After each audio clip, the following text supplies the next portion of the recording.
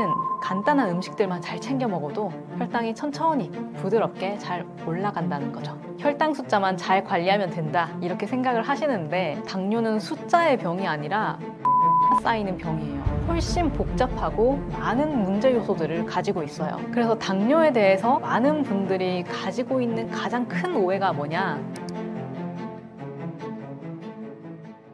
인식과 다르게 의외로 당뇨에 좋은 음식이 있나요?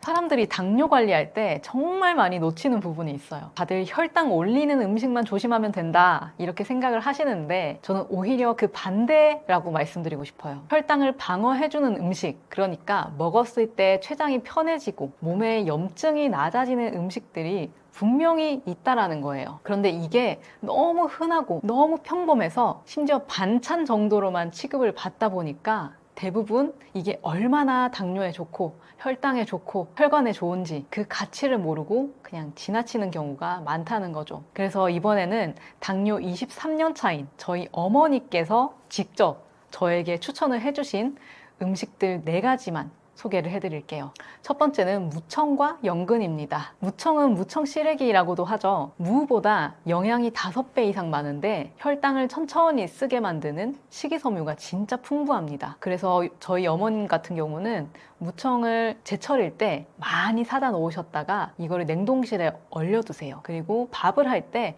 조금씩 넣어서 무청 시래기 밥을 해 드시거나 무청 나물 무침도 해 드시고 또 이제 시래기 국이나 이런 걸로도 많이 활용을 하세요. 저한테 무청 시래기 밥을 먹었더니 혈당이 많이 안 오른다. 이거 꼭 소개를 해줘라 라고 하셔가지고 오늘 이 영상에서 말씀을 드리게 됐고요. 또 그리고 연근에 끈적한 성분이 있거든요. 이 떫은 성분이 위를 보호해주기도 하고 혈당이 흡수되는 속도를 늦춰줘서 식사 후에 혈당이 급하게 오르는 걸 많이 줄여주는 역할을 합니다. 그래서 무청과 연근 너무 좋은 음식이다 추천드릴 수 있고요. 두 번째는 깻잎입니다. 다들 고기 드실 때 향이 좋아서 쌈채소로만 많이들 드시는데요. 이게 당뇨를 보는 제 관점에서는 완전히 좋은 음식, 정말 기적 같은 음식이다 라고도 할 수 있습니다. 깻잎 안에 로즈마린산이라는 성분이 들어있는데요. 이 성분이 인슐린을 분해하는 췌장의 베타세포를 보호하고 염증을 낮춰준다고 합니다. 실제로 서울대 연구에서는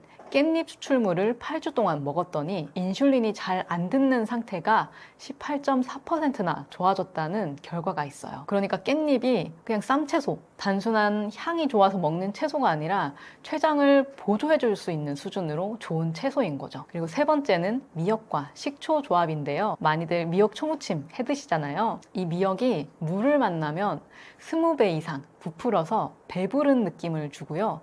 또 탄수화물 흡수를 늦춰줘서 혈당에 정말 좋습니다. 그런데 여기에다 식초, 특히 요즘 유행했던 사과식초 있잖아요. 이걸 곁들여서 같이 먹으면 탄수화물이 분해되는 속도를 한 번 더 억제해줘서 혈당이 훨씬 천천히 오르게 만들어줍니다. 네 번째는 적상추인데요. 적상추는 샐러드용 채소 혹은 쌈채소로 알고 계시는데 이 적상추에도 좋은 성분이 많이 들어있어요. 폴리페놀, 안토시아닌이 풍부해서 혈관에 있는 염증을 낮추는데 정말 좋습니다. 당뇨는 결국 혈관병이라서 이런 항염증 채소는 꾸준히 먹는 게 정말 중요한데요. 그래서 실제로 저희 어머님께서는 텃밭에 적상추 많이 키워서 몇 끼니마다 챙겨 드시려고 많이 노력하고 계세요. 그리고 최근에 제가 가장 많이 효과를 본 음식 하나만 소개를 해드릴게요. 그건 바로 엑스트라 버진 올리브 오일인데요. 이걸 식사 전에 한 스푼만 먹어도 혈당이 내려가고 살이 쭉 빠진다 이런 얘기를 많이 하시잖아요.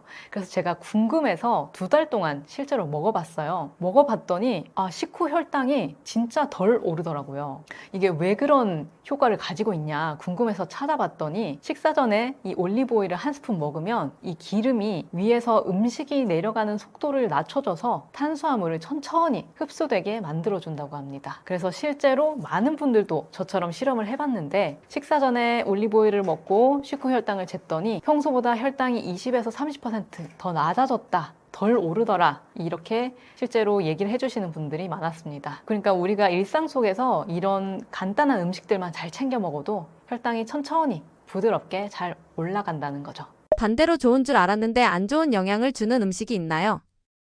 다들 건강해 보이는 음식은 혈당에도 좋다라고 생각을 하시거든요. 그런데 저는 오히려 반대다라고 말씀을 드립니다. 겉으로 보기에는 건강해 보여요. 그런데 실제로는 혈당을 가장 빨리 망가뜨리는 음식이 따로 있습니다. 안 그래도 약한 우리 한국인의 췌장을 더 힘들게 만드는 진짜 원인 두 가지를 알려드릴게요. 첫 번째는요, 건강 음료처럼 보이지만 혈당을 순식간에 올리는 액체 음식들이에요.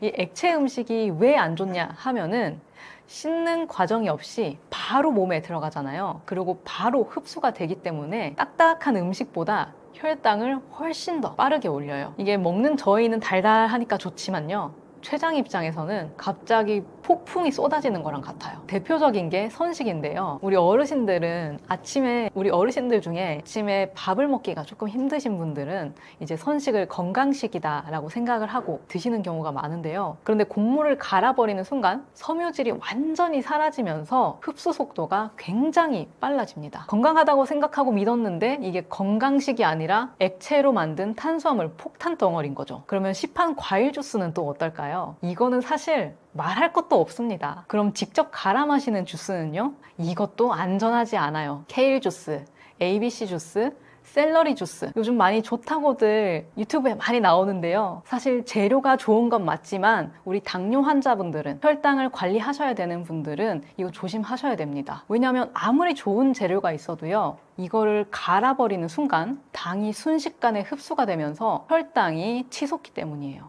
스포츠 음료, 믹스커피 뭐 말할 거 없고요. 몸은 이거를 몸에 좋은 음식이다, 몸에 좋은 음료다 라고 생각하지 않아요. 그냥 설탕 덩어리, 당 덩어리 이렇게 받아들입니다. 두 번째로요, 건강해 보이는 한식 음식들도 조심을 하셔야 됩니다. 특히 한식의 경우에는 양념과 소스가 문제인데요. 쌈장, 고추장, 초고추장, 케찹, 돈가스 소스, 이런 건강한 음식을 먹고 있어도 소스 한 스푼 때문에 혈당이 확 튀는 경우가 정말 흔합니다. 우리 회 먹을 때 회는 단백질이니까 괜찮아 하고 드시지만 초고추장은 설탕입니다. 고추장 어떤가요? 밀가루 들어가고 설탕 들어가죠. 쌈장도 어떻죠? 쌈장도 설탕 들어간 경우 굉장히 많습니다. 그런데다가 한국인은 이 장맛, 소스 맛, 양념 맛을 좋아하기 때문에 듬뿍 찍어 먹는 이 문화가 췌장에는 쥐약이라는 거죠. 또 요즘 샤브샤브나 이런 것들 많이 드시는데 월남쌈도 사실 좋아 보이지만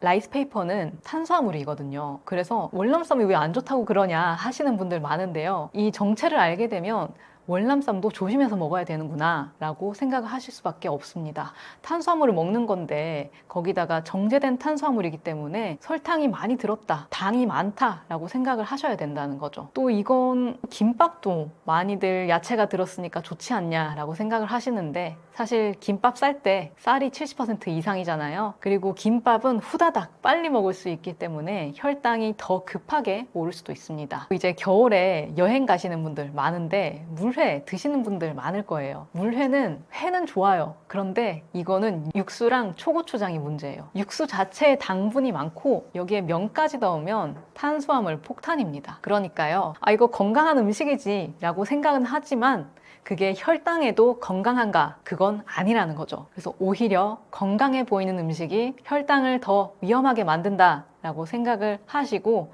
평소에 드시는 것들을 조금 잘 살펴보실 필요가 있습니다. 우리 혈당을 관리하시는 분들은 겉에 보여지는 것들보다 흡수 속도, 가공 방식, 특히 영양 성분표를 철저하게 잘 살펴보시는 게 훨씬 정말로 중요합니다. 사람들이 당뇨와 혈당에 대해 오해하는 부분이 있나요?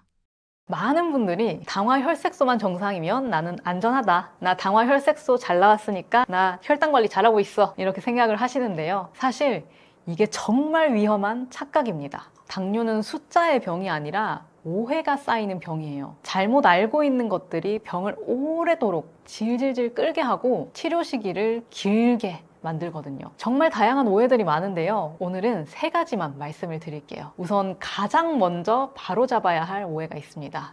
바로 혈당이 조금만 올라가도 큰일 난다, 그 불안감이에요. 많은 분들이 식후 혈당 수치에 너무 집착해가지고 하루 종일 스트레스를 받아요. 그런데 솔직히 말하면요, 살아있는 사람이라면, 내가 무언가를 먹긴 했다면 누구나 오르내리는 게 정상이잖아요. 그 숫자 하나가 문제가 아니라 높아진 혈당이 얼마나 오래 유지되는가, 그리고 그 과정에서 혈관이 얼마나 손상되느냐, 그게 핵심이에요. 당뇨는 고혈당이 병이 아니라 혈관이 공격당하는 병이다. 이거를 확실하게 아셔야 합니다. 그리고 두 번째 오해는 바로 나는 당화 혈색소만 좋으면 괜찮다라는 믿음입니다. 당화 혈색소는 지난 2, 3개월 평균 혈당을 보여주는 거잖아요. 그래서 중간에 혈당이 160, 180, 200 이렇게 출렁출렁여도 이거를 잡아내지는 못합니다. 겉으로는 정상처럼 보이고 실제로 보면 수치가 잘 나오니까 아, 나는 건강하나 보다 라고 생각을 하지만 실제로 몸속에서는 전쟁터일 수도 있어요.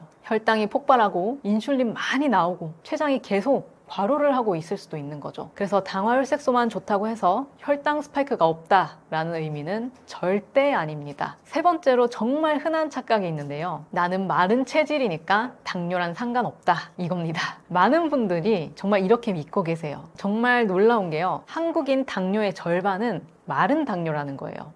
한국인은 원래 췌장이 작고 인슐린을 만드는 능력도 서양인보다 36%나 낮거든요. 그래서 체중이 조금만 늘어도, 스트레스만 받아도, 잠을 하루만 못 자도 혈당이 금방금방 튀게 됩니다. 몸무게가 적다고 안전하다? 아, 절대 아니라는 거죠. 그래서 당뇨에 대해서, 그리고 혈당에 대해서 많은 분들이 가지고 있는 가장 큰 오해가 뭐냐라고 하면은 혈당 숫자만 잘 관리하면 된다, 이 생각입니다. 근데요, 한국인의 당뇨는 단순히 숫자의 문제는 아닙니다. 훨씬 복잡하고 훨씬 많은 문제 요소들을 가지고 있어요. 음식뿐만 아니라 췌장, 인슐린, 혈관, 염증, 간, 심장 등 모든 것들을 잘 관리를 해줘야 돼요.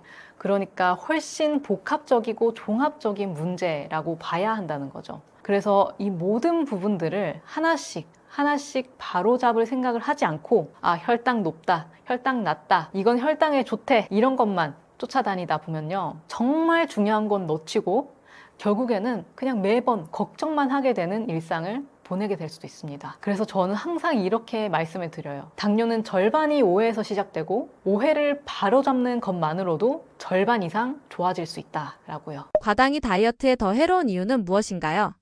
과당은 혈당을 안 올리니까 괜찮다, 이렇게 생각하시는 분들 많은데요. 겉으로 보기에는 맞는 말 같아요. 근데 사실은 절반만 맞고 나머지 절반은 진짜 큰 문제가 될 수도 있어요. 과당은 포도당처럼 혈당을 빠르게 올리지는 않아요. 그래서 많은 분들이 이제 과당은 괜찮다라고 생각을 하시죠. 근데 이게 함정입니다. 과당은 혈당을 건드리지 않는 대신 더 조용하고 위험하게 몸을 망가뜨리거든요. 포도당은 근육이랑 간으로 나눠서 들어가게 되지만 이 과당은 이 과정이 없어요. 바로 간으로 직행하게 돼요. 그러면 간은 어떨까요? 간은 이 과당을 한꺼번에 많이 받아들이면 선택지가 없어요. 주는데 받아야죠, 뭐 어떡해. 그래서 조금만 처리하고 나머지는 이제 중성지방으로 만들어 버리는 거예요. 그래서 과당을 많이 먹을수록 지방간이 빨리 생기고 내장 지방이 빠르게 쌓이고 혈중 중성지방이 올라가고 인슐린 저항성이 더 빨리 생기게 됩니다. 그래서 혈당은 괜찮아 보이는데 몸은 더 빨리 무너지는 이유가 바로 여기에 있는 거죠. 또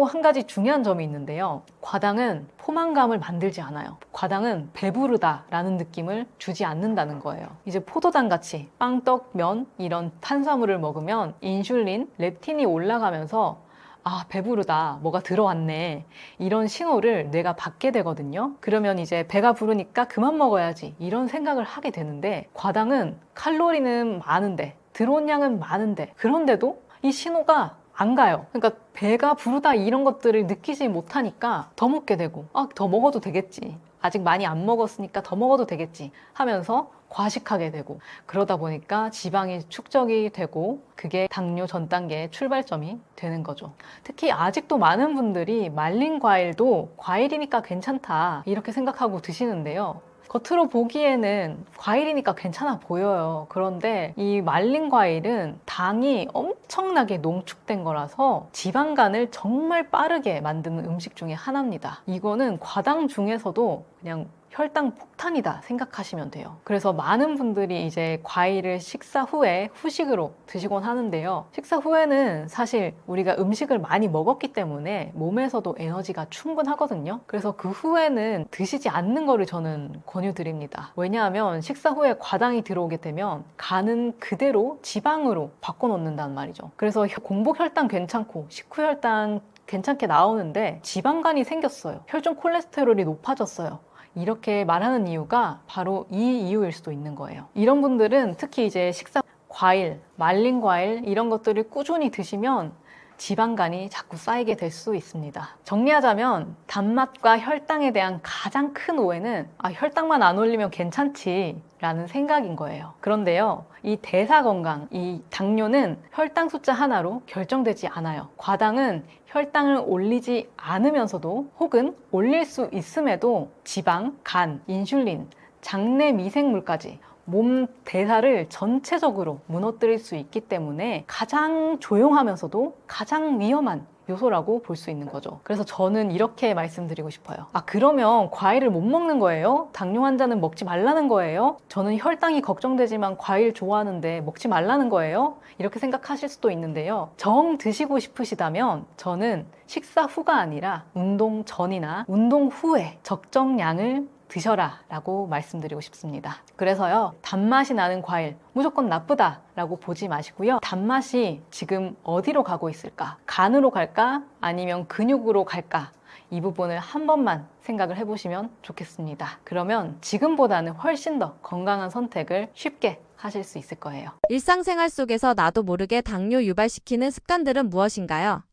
많은 분들이 당뇨를 갑자기 찾아오는 병이다 이렇게 생각을 하시거든요. 어느 날 갑자기 혈당이 올랐다, 갑자기 당뇨가 생겼다 이렇게 느끼시는데요. 사실 그렇지 않습니다. 당뇨는 어느 날 갑자기 생기는 병이 아니라요, 우리가 일상에서 무심코 반복해온 작은 습관들, 그게 몇 년 동안 혹은 몇십 년 동안 계속 쌓이면서 췌장이 조금씩 지쳐버린 결과예요. 특히 한국인은 원래 췌장 기능이 서양인보다 훨씬 약해요.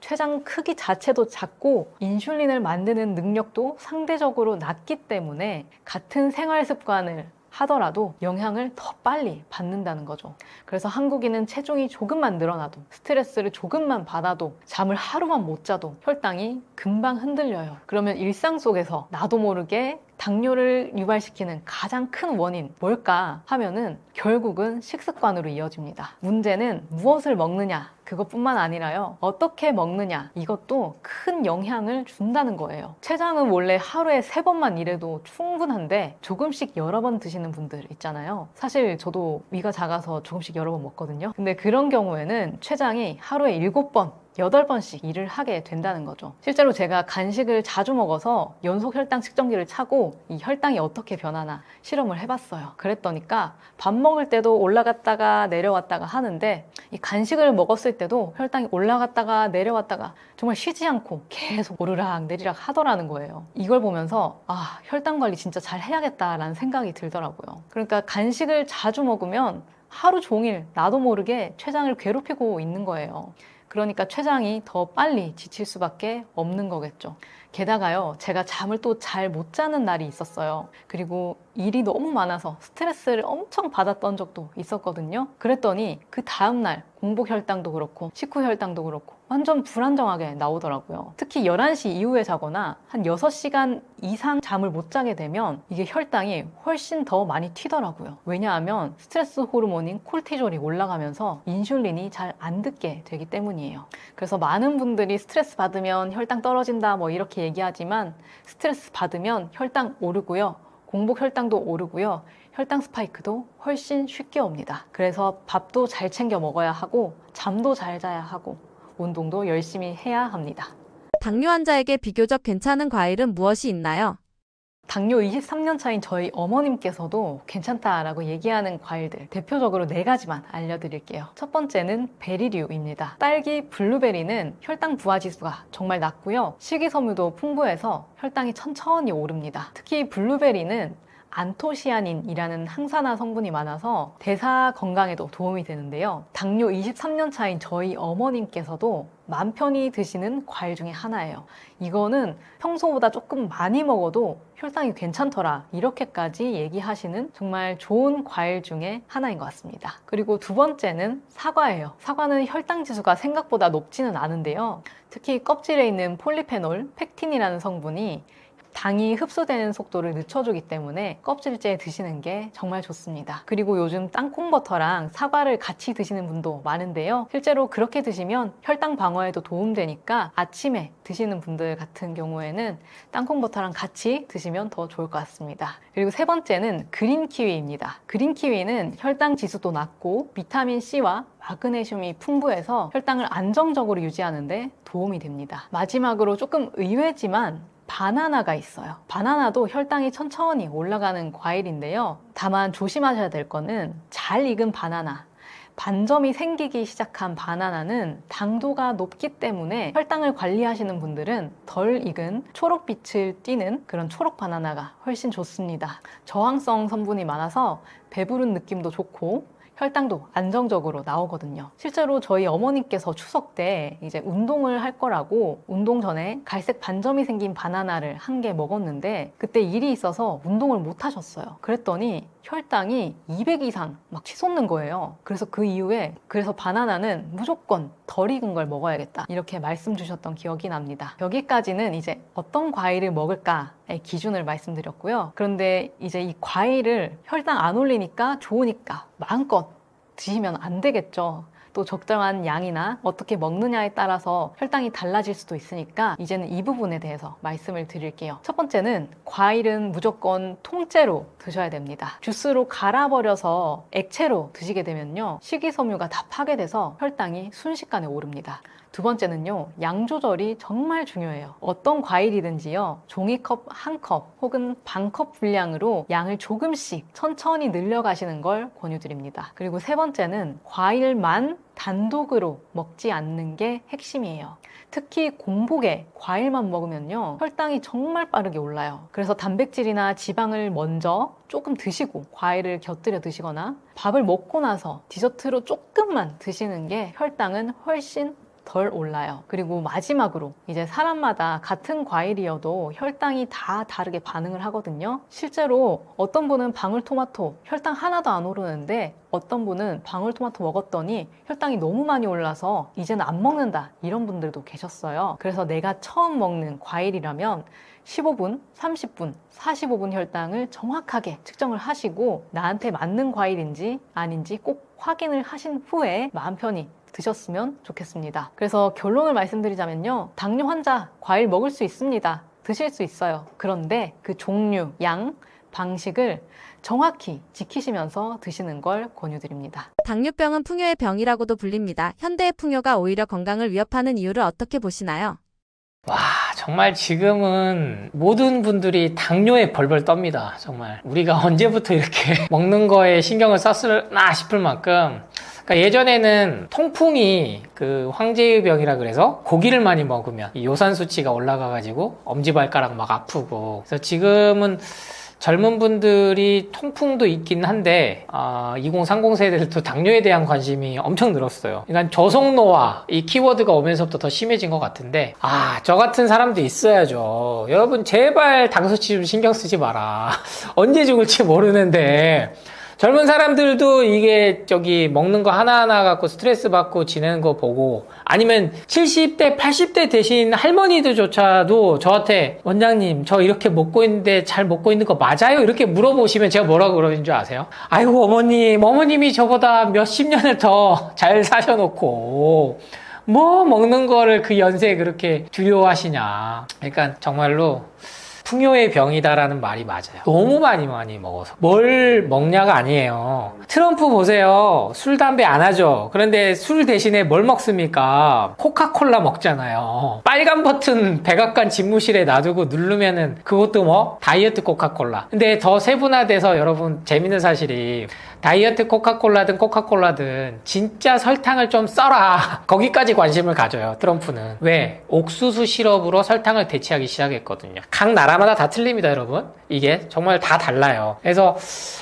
코카콜라를 먹어도 저렇게 7, 80대 활동을 왕성하게 할 수 있고 당뇨에 안 걸릴 수 있다는 게 표본이 전 또 트럼프라고 보거든요. 그러니까 뭘 얼마나 먹든지 많이 먹든지 그것도 중요한데, 그거를 너무 신경 쓰고 살면 더 걸린다. 그게 저는 먹고 사는 거가 많고 적은 걸 떠나서 일단은 많이 먹게 만들어 버렸고, 먹는 거에 집착하면서 여기에 당 수치까지 제한을 두니까 스트레스가 더해졌다. 그래서 몸이 더 아프다. 그래서 제발 신경 딱 끄고 3개월만 그냥 하고 싶은 대로 원 없이 살다가 건강검진 받아보셔라 라는 말씀을 저는 그렇게 드려요. 실제 제 예방원 오시는 많은 상담하는 분들 중에 그렇게 해서 당뇨 이겨내시고 수치 좋아지신 분들 너무나 많이 봤고, 제가 정말 애착을 갖고 지난 3년 동안 네이버에서 예방원 카페를 운영하시면서 그 분들이 산 증인입니다. 채소 과일 마음껏 먹고 착즙 주스 마음껏 하루에 1리터 1리터씩 먹고도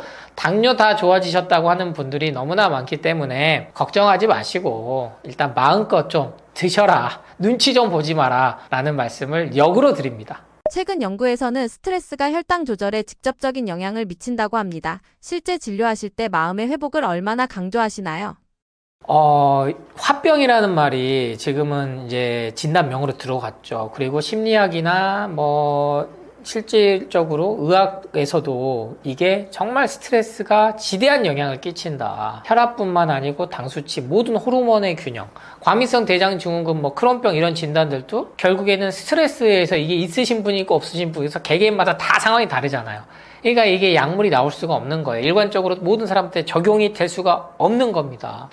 그래서 이 마음에서 온다라고 계속 이걸 강조를 해주면요, 제약회사는 약을 팔 수가 없겠죠. 왜? 신경정신과 약물들은 아직은 의학기술, 제약기술이 부작용이 아주 없게 만들 수 있는 수준까지는 도달하지 못했으니까는 당연히 암도 정복하지 못하는 거고, 당뇨도 1형 당뇨로 유전적으로 정말 태어날 때부터 선천적으로 계셨던 분들조차도 이게 개선이 되는 사례가 너무나 많이 나왔어요. 근데 그분들 특징은 뭐다? 이게 이제 메타 분석으로 코트 연구처럼 관찰 연구로 들어가기 시작하니까 즐겁게 사는 게 크더라는 거예요. 행복하게 사는 거. 근데 당화혈색소 수치에 갇혀가지고 정말 제발 공복혈당 101 됐다고 당뇨 전 단계라고 하지 좀 마시라니까요. 150에서 200까지 식후 혈당은 얼마든지 이게 러프하게 움직여도 되는 겁니다. 운동하면 300, 400도 올라가요. 혈압도 마찬가지고요. 근데 그런 사실은 간과한 채 무슨 과일 주스만 먹으면 250 넘었다 막 이러면서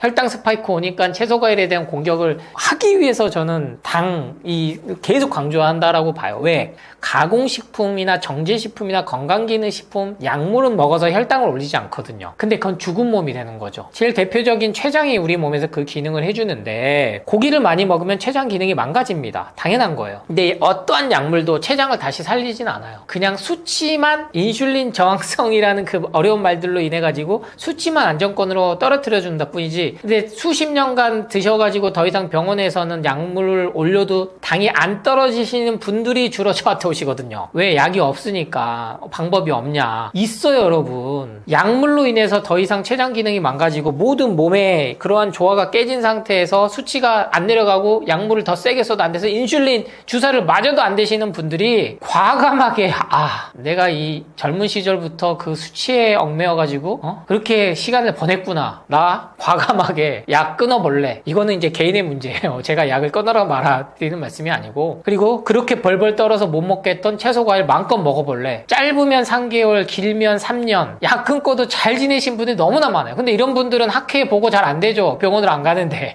그리고 가끔 검사하러 가면은 병원에선 약 잘 먹고 있어서 검사가 수치가 점점 떨어지다라고 착각하죠. 근데 이런 사례들이 너무나 많다는 거예요. 그래서 분명하다. 이번 제가 드리는 강연 전반적으로 드린 메시지가 분명히, 방금 구급차 소리 때문에 잠깐 제가 끊었지만 정말 안타까운 소식들이 많잖아요. 사건 사고는 와요. 그러니까 교통사고 나면은 돌아가시겠죠. 심장마비는 죽죠. 근데 당뇨는요, 그렇게 한 번에 안 죽어요. 암은 그렇게 하루아침에 안 죽는다니까요. 근데 오랫동안 약을 팔고 검사를 받게 하기 위해서는 가장 좋은 질환입니다. 제가 볼 때는 제약회사 입장에서 이거를 완치시키는 신약이 나와도 팔고 싶지 않을 정도의, 이런 건 욕하는 사람도 많겠지만 그게 엄연히 자본주의 현실이에요. 제약회사 땅 파서 장사합니까? 주주의 가장 최대 이익을 줘야 되는데. 저도 제약회사 주식 보유하고 있어요.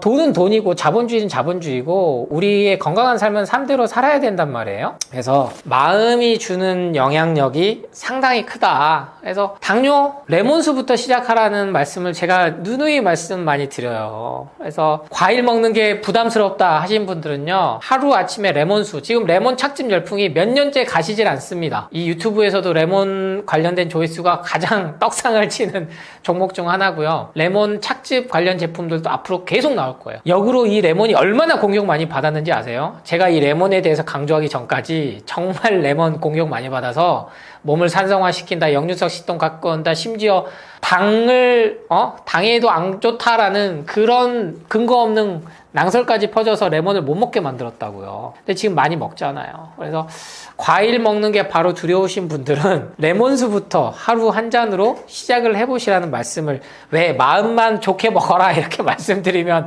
좀 허무하실 테니까. 근데 과일은 바로 실행하기 어려우신 분들은 레몬수 꼭 뭐 직접 짜서 드실 필요 없어요. 그냥 유기농 레몬수 착즙 한 포에 딱 물에 타가지고 200ml나 500ml 타가지고 드시는 실천만 매일 하루 한 잔씩 해보시더라도 약물 없이 인슐린 주사 벗어나서 분명히 그렇게 마음 편히 사시면서 먹고 싶은 거 먹고 그렇게 사실 수 있는, 그렇게 살아야죠. 얼마나 살 줄 알고 그렇게 우리가 목매어 삽니까? 저는 그 말씀을 목 놓아서 드립니다.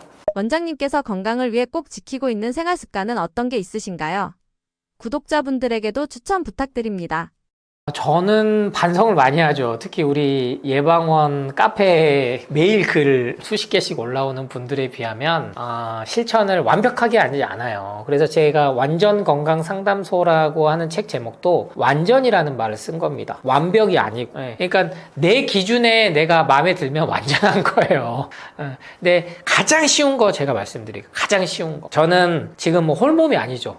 처자식에 있는 몸이에요. 그래서 집에 있는 중전마마가 이제 해주는 대로 먹고, 그리고 술도 저는 이제는 먹어요. 이렇게 7년, 8년 결혼 생활을 하다가 그동안 너무 술을 안 먹어주고 술 친구도 없게, 저희 아내가 먹는 것 자체를 제가 왜 몸에 안 좋게 술을 먹어 막 이렇게 비난할 수는 없잖아요. 임신하고 출산하고 면전관 끄는 것만 해도 대단한데. 근데 술 친구가 없이 너무 우울해한단 말이에요. 그러면 제가 이제 맥주 한 캔에서 뭐 2캔 정도까지는 같이 먹는데, 먹은 다음 날은 먹잖아요. 그러면 이날 오늘 제가 먹었어요. 그러면 그 다음 날은 반드시 아침에 아무것도 안 먹습니다. 그리고 그 다음 날도 술은 안 먹어요. 그러니까 연일, 저희 아내도 그거는 생활화가 됐죠. 뭐 많이 먹는 것도 아니고 일주일에 한 번씩 뭐 아니면 2주에 한 번씩 그 정도 먹는데, 안 먹다가 먹는 사람은 그것도 몸에는 이렇게 데미지가 온다고 생각할 수 있거든요. 근데 그것조차, 그런 생각조차 없어요. 저는 술을 먹더라도, 돈가스를 먹더라도, 라면을 먹더라도 아주 즐겁게 먹습니다. 저희 아내가 저한테 정말 오빠는 중국 음식 진짜 좋아해. 튀긴 거 정말 잘 먹어. 치킨 매일 먹어도 오빠는 어쩜 그렇게 맛있게 먹으래요. 그러니까 먹을 때 저는 너무 맛있게 먹고, 와, 이거 정말 맛있다. 내 몸에 보약이다 막 이런 생각 먹고.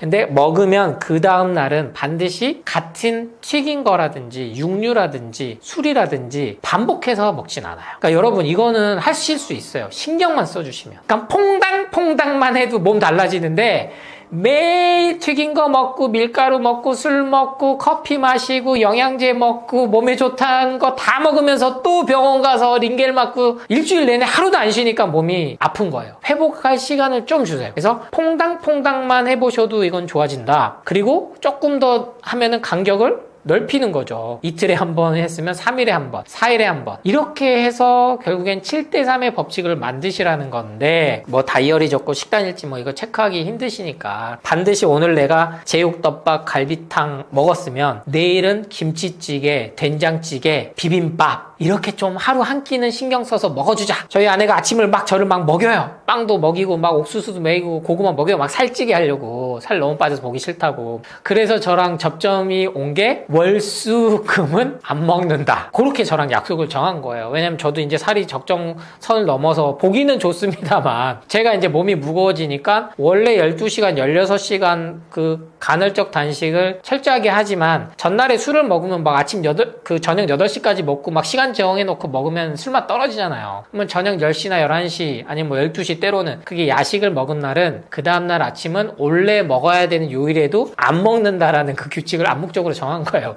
그러니까 이게 혼자 사니까 그렇게 뭐 식구들 눈치 안 보고 산다라고 그렇게 항변하신 분들이 많아서 드린 말씀이에요. 그래서 그런 타협점을 부부지간에, 부모 자식간에, 가족간에 그렇게 하면은 재미도 있고 서로 같이 약속도 지키니까 실천도 하기 좋고, 아니면은 지금 사귀는 사이 사이끼리 뭐 동거를 안 하는 사이도 데이트하면 이번에 피자 파스타 먹었으니까 다음에는 뭐 샤브샤브 한번 먹어보자. 이번에는 뭐 맛있는 꽃등심 먹었으니까 다음에는 해물 먹어보자. 해물 먹었으니까 이번에는 두부 요리, 버섯 요리 이런 데 한번 찾아가 먹어보자. 이렇게 돌아가면서 좀 하시기만 해도 반드시 몸은 회복되니까 저에 대한 그 비법, 식생활 실천이 궁금하신 분들이 많아서 제가 뭐 레시피 책도 넣고 책마다 이렇게 그 레시피 식생활 습관 방법들을 다 넣어드렸지만 가장 실천하기 쉬운 건 오늘 먹었어? 내일은 참아봐야지. 근데 못 참아? 그럼 중독된 거예요.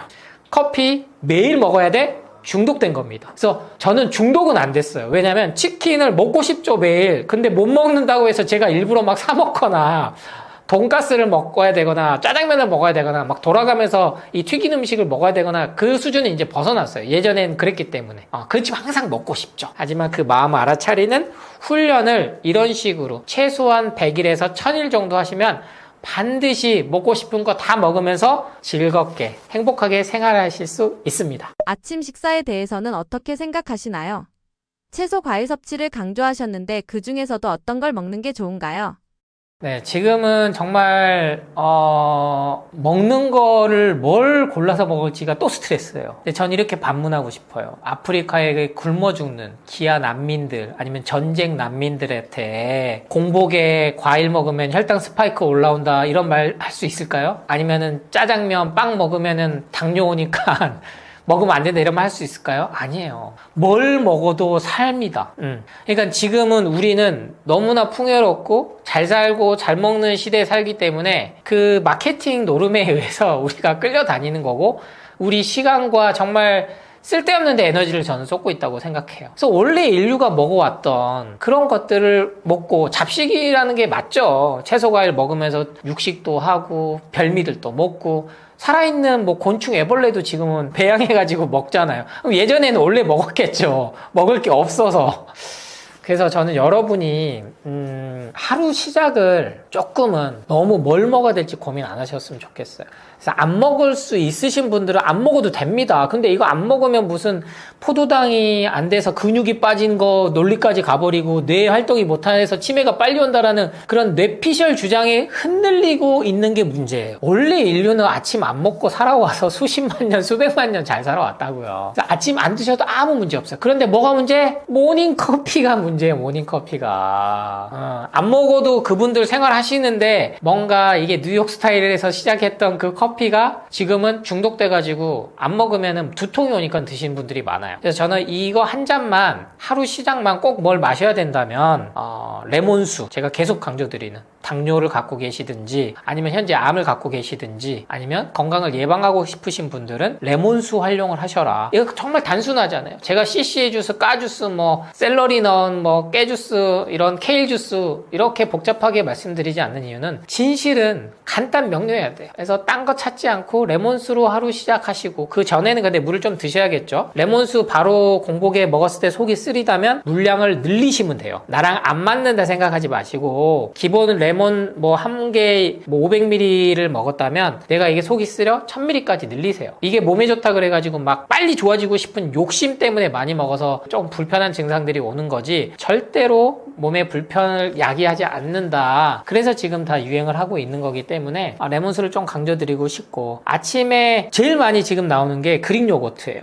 그릭 요거트 뭐 두부 그러니까 단백질 먹어야 돼요. 계란을 먹어야 된다. 이런 것들. 저는 이제 근본적으로는 유제품에 문제가 있다라는 그거를 많이 설명을 해드렸기 때문에 어떠한 유제품도 그 근본적으로 출발하는 재료 자체가 완벽하게 되는 이 유통 구조는 지금은 없다. 혹시라도 지금 몸이 불편하시다면 그런 거는 좀 바꿔보시라는 거예요. 계속 내가 먹어왔던 게 있는데 내가 몸이 안 나은다. 그러면 그걸 일단 끊어봐요. 그게 바로 건강기능식품입니다. 오메가3, 비타민, 뭐 D, 마그네슘, 칼슘 여러 가지. 올리브 오일도 마찬가지예요. 지금 뭐 계속 뭐 진저샷해서 올리브 오일에 레몬수 섞어서 먹던지 아니면 생강을 섞어서 먹던지 이렇게 하는데 오메가3 생선 기름을 매일 매일 먹는 것보다는 좋다고 생각될 수 있으나 올리브유도 소화 흡수가 안 되시는 분이 반드시 있습니다. 그러니까 목 넘김이 내가 불편한데 그걸 억지로 드실 필요는 없다는 거예요. 그게 내 몸이 불편하다라고 주는 신호예요. 실은 잘 안 들어가면. 그러니까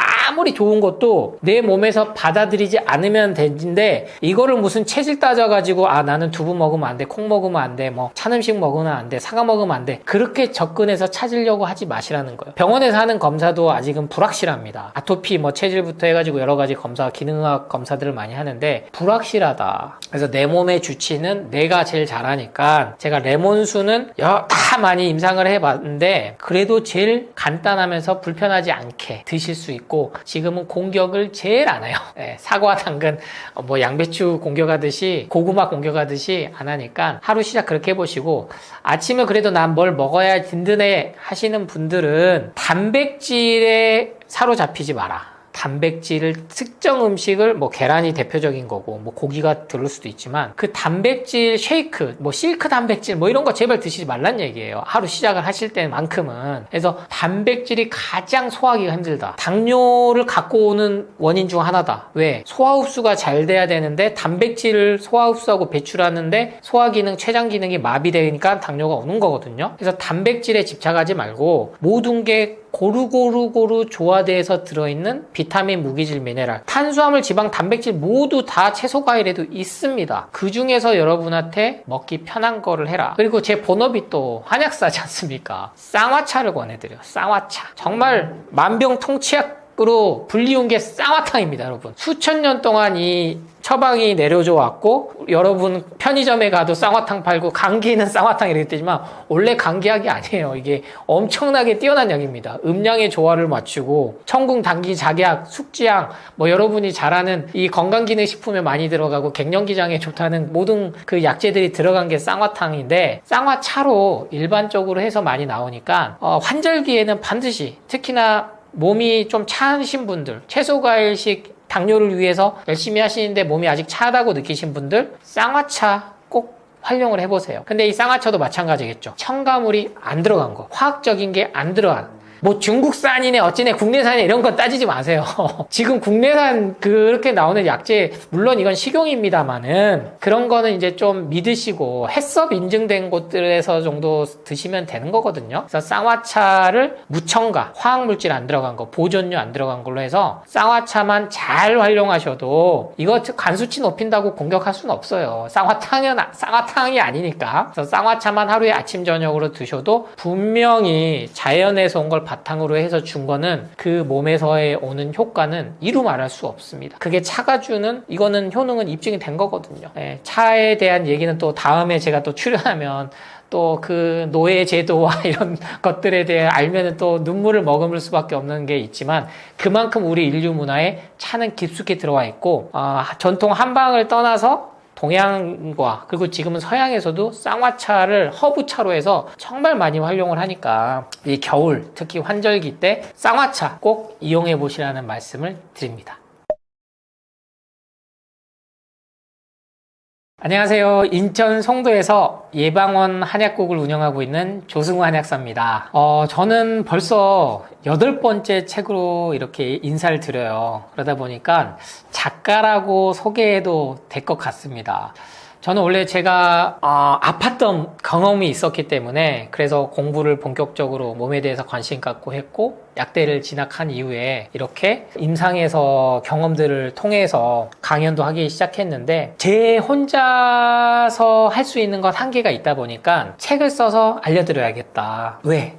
나도 그동안은 병원 검사를 맹신하고 정말 약물과 모든 거에 철저하게 따라가는 삶을 살았었는데 그게 아니었구나라는 그 선언에 대해서 한 의료인과 과학자들의 관련된 공부를 하고 계속 연구 논문들을 보다 보니까 정말 이 진실이라는 거는 돈을 쫓아가지 않아야 되는구나라는 걸 생각했고 물론 많이 팔 수 있겠죠. 저도 뭐 책을 파는 입장인 건 변함없고 한약을 파는 입장인 건 변함없습니다만 지금은 상담을 일주일에 뭐 많이 5건도 잘 안 하는 것 같아요. 왜냐면 제가 힘드니까. 그러다 보니까 더더욱 책을 집필을 하게 됐고 감사하게도 앞선 7권 모두 베스트셀러에 올라서 올해의 책에 선정된 책만 해도 뭐 채소과일식 완전 배출, 채소과일식 레시피 이러한 책들까지도 있고, 그 중에는 자기계발서, 나를 살리는 습관, 죽이는 습관, 즉 마음에 관한 책도 썼고요. 근데 이번에 8번째 책은 필사책을 냈습니다. 특히 이 책 제목은 나는 지금 건강합니다예요. 그러니까 제발 우리 스스로가 문제가 있다라고 생각하고 안 살았으면 좋겠다는 거죠. 근데 지금 주어진 건강 정보들은 너 지금 잘못하고 있어. 너 잘못 먹고 있어. 똑바로 먹어야지. 너 이거 잘못 먹으면 당뇨 와.